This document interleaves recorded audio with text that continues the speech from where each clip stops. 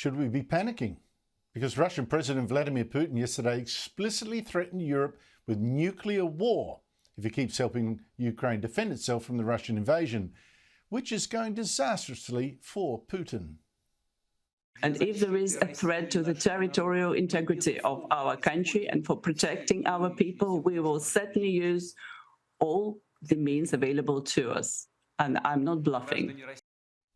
In fact, on Russian state TV this week, a prominent pro-Putin presenter and a member of the Russian parliament, former army commander, said Putin should have dropped a nuclear bomb on London on Monday during the Queen's funeral. Чем нам бомбить Украину или Германию? Британия есть. О, корень зла. Мне говорят, 5-я статья НАТО. Когда было сегодня тогда? Там сегодня все лучшие люди на похоронах. Прости, Господи. That's a sick culture that Putin has bred there. Reminds me of Nazi Germany. At the UN overnight, the US president condemned Putin's threats. Again, just today, President Putin has made overt nuclear threats against Europe and a reckless disregard for the responsibilities of the non-proliferation regime. These threats are unthinkable and they are irresponsible. And as we showed you last night, Putin yesterday also ordered the mobilization of another 300,000 men into the Russian army to cover its losses in Ukraine. And suddenly flights out of Russia, out of Moscow and St. Petersburg, sold out. A lot of Russians snapped up one-way tickets to Istanbul or Dubai, while anti-war protesters meanwhile took to the streets, with police arresting more than 1,300 in at least 38 cities, including St. Petersburg and Moscow. Protesters who refused to be cowed now by Putin's dictatorial regime.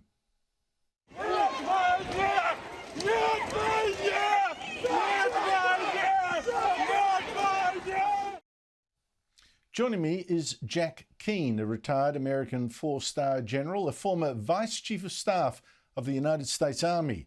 He's now chairman of the Institute for the Study of War. General Keane, thank you so much for your time. Vladimir Putin's threats of nuclear war, how seriously should we take them? Well, first of all, he's done this a number of times. I actually think his motivation here is fear-mongering. He wants to have the West and the United States and the Europeans in particular back away from the support for the Ukrainians because he's threatened the use of nuclear weapons. I think when you unpack that a little bit and analyze it, first of all, if he used a tactical nuclear weapon inside Ukraine, it could likely have adverse impact on his own troops, also on the Russian people, given the prevailing winds that may be blowing that particular day. So there's adverse consequences there, but the most significant adverse consequence is he's saying that he would use a nuclear weapon to prevent him losing a war. But if he used a weapon, it's very likely that the United States, for sure, as well as NATO, would enter the war. A nuclear weapon going off in Europe could not be tolerated, in my judgment. And as such, Putin would be exposed to overwhelming air and missile attack that would literally devastate his army on the field in Ukraine and his support structure as well. And it would absolutely guarantee him that he would lose the war. So certainly he's aware of that. His military leaders are aware of that analysis. And I think what's happening here, as I said at the outset, it's more designed to induce fear and get the Europeans and the United States to back off the support for Ukraine to the degree that they've been providing it. General Keane, with the very senior commands you've had, you would have gamed some scenarios of the use of nuclear weapons. What sort of devastation are we looking at? Well, if it was exploded in a city, it would likely not destroy the entire city from the blast, but it would be devastating for sure. You know, whole portions of a city could indeed be destroyed, and then there's radioactive fallout from that as well. These are tactical nuclear weapons. They're much smaller than the strategic nuclear weapons. Putin has 2,000 of these. The United States monitors them every minute of every day. We know where they are, and we maintain 24/7 surveillance on them. So if there was any attempt to move them, we would certainly know that has taken place. Putin has those weapons in violation of what was the INF Treaty of 1987. And as a result of that treaty, the United States and the Soviet Union gave up all of our tactical nuclear weapons. And then Putin, a number of years ago, began to develop them once again. And the United States pulled out of that treaty under President Trump. We do not have tactical nuclear weapons ourselves of the kind that Putin has. It's fascinating, China's position in all this.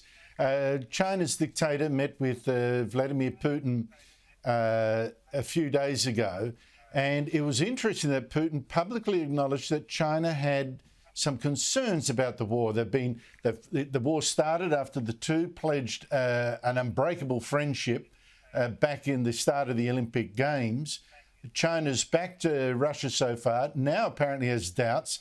It's wanted to use this as a template for its potential invasion of Taiwan. But there again, you've had Joe Biden a couple of days ago for the fourth time saying that if China did invade Taiwan, America would defend it. That's something that's not been American policy, to say ambiguously, and you can't now dismiss it as Joe Biden just forgetting the game book and rambling on. China's been a bit snookered here, hasn't it? Yeah, well, a couple of things of what you just said. I do think that China is frustrated with Russia. I don't believe for a minute that they're going to back away from their strategic partnership.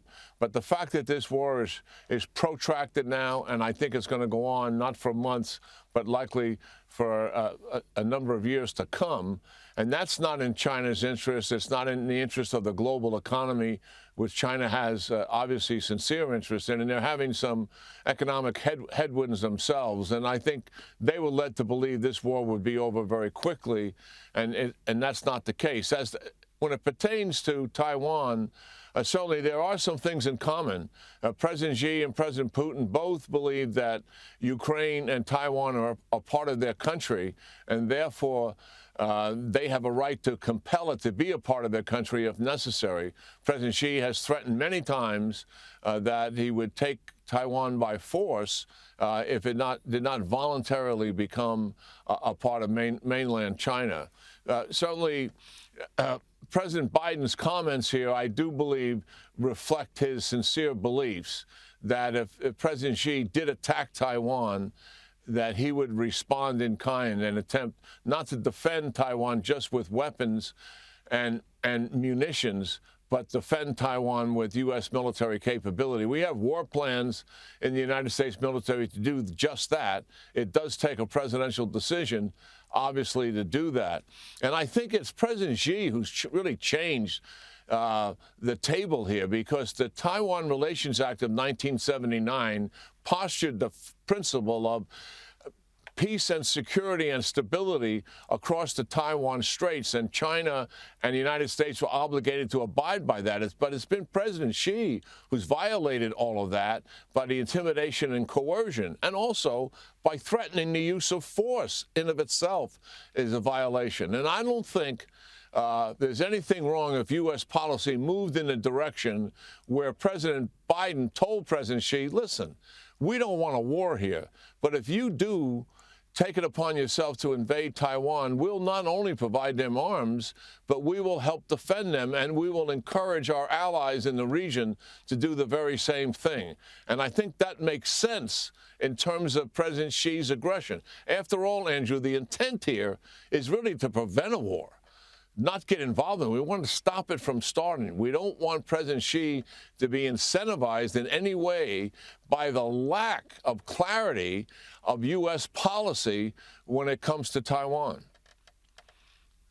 It's amazing. It reminds me so much what we're seeing now, the lead up to World War I. Threat, counter-threat, who's bluffing, who means it, do we read each other correctly? Are you scared, General Keane? You're a student of military history. Are you scared?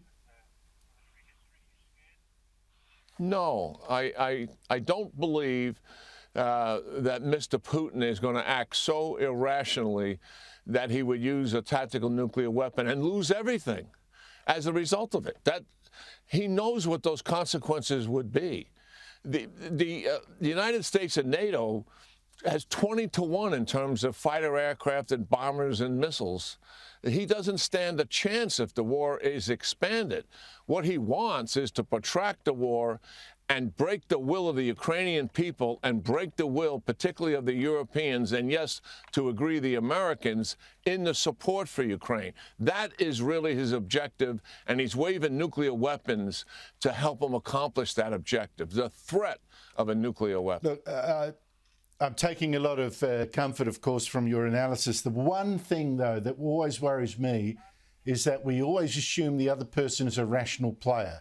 And sometimes in history, you get people who don't, for various reasons, act rationally. Hitler's obviously the standout. And we must hope that there's that Vladimir Putin's self-interest here is kicking in. But we do not know that for 100%. General Jack Keane, always a great pleasure speaking to you. Thank you so much.